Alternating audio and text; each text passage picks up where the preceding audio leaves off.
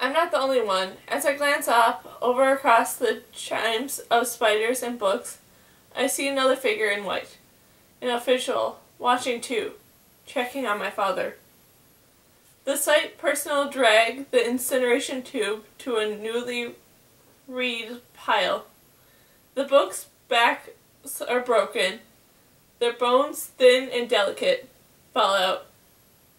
The workers shove them towards the incineration tube. They stop on them. The bones crackle under the brutes like leaves. It reminds me of fall, when the city brings around the incineration equipment to our neighborhoods, and we shovel the fallen maple leaves into the tubes. My mother always laminates the waste, since decayed leaves are good fertilizer, just as my father laminates the waste of the paper that could be recycled when he has to incinerate the library. But the higher officials say some things are not worth saving. Sometimes it's faster and more efficient to destroy. One leaf escapes. Caught on the swirl of the wind from the impending thunderstorm, it raises up, almost reaching my feet as I stand near the edge of the small canyon that was once the library. It hovers there, so close I can almost see the words written on it. And then the wind dies down for a moment and falls back. I glance up. Neither official watches me. Not my father, not the other. My father is intent on the books he's destroying. The other official is intent on my father. It's time. I reach into my pocket and pull out the paper grandfather gave me. I let go of it. It dances in the air for a moment before it falls, too. A fresh gust of wind almost saves it, but the worker catches sight of it lifts a tube up and sucks the paper from the air to suck the words from the sky. I'm sorry, grandfather. I stand and watch until all the bones are shoved into the incineration tube, until the words have been turned into ash and nothing. I linger too long at the library worksite, and I'm almost late for class. Xander waits for me near the main doors of second school. Pushes one of them open, holding its weight with his shoulder. Is everything all right? He asks quietly, as I stop there in the doorway. Hi, Xander, someone calls out to him. He nods in their direction, but doesn't look away. For a moment, I think I should tell Xander everything. Not just what happened last night with the officials, which is what has him worried, but everything. I should tell him about Kai's face on the screen. I should tell him about Kai in the woods. I should tell him about the poem. I should tell Xander about the poem itself, and the way it felt to let it go. Instead, I shake my head. I don't want to talk right now. Xander changes the subject, his eyes lighting up. I almost forgot. I have something to tell you. There's a new Saturday activity coming up. Really? I ask, grateful to him for understanding, for not pressing further. Is there a new showing? Oh, even better. We can replant flower beds in front of the first school and eat dinner outside. Like what's the word? Like a picnic. There's going to be ice cream afterwards, too. The enthusiasm in Xander's voice makes me smile a little. Xander, that's nothing but a glorified work project.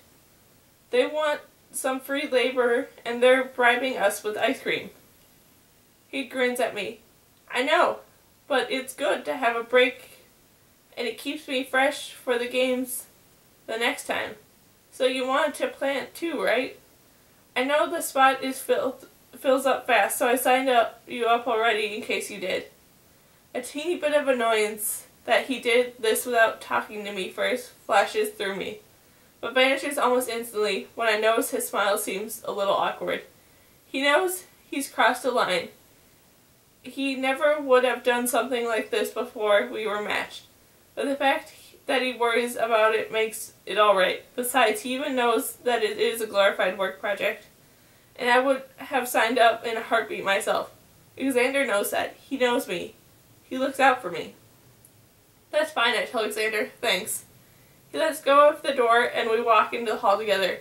In the back of my mind, I find myself wondering what Kai might do that night. They don't tell us about free rec options at work. By the time he gets home, he finds out about it. The spots are likely to be full because of the newness of the activity and because of the ice cream. We could sign him up, though. I could walk over to one of the ports here at school and time's up, the chimes ring over the speaker in the hall. Xander and I duck through the classroom door, slide into our desk, and take out our readers and scribes. Piper usually sits next to us in applicable sciences, but I do not see her. Where's Piper? I meant to tell you, she got her final work position today. She did? What is it? But the chimes ring again, and I have to face the front and wait to find out until after class. Piper has her vacation. A few people get them early, like Kai, and the rest of us receive them at some point during the year after our 17th birthday. One by one, we get picked off until everyone is gone and there's no one left in our year at second school. I hope Xander and Em don't get called for a long time. It won't be the same here without them, especially without Xander. I glance over at him. He gazes at the instructor as though this is all he wants to do in the world.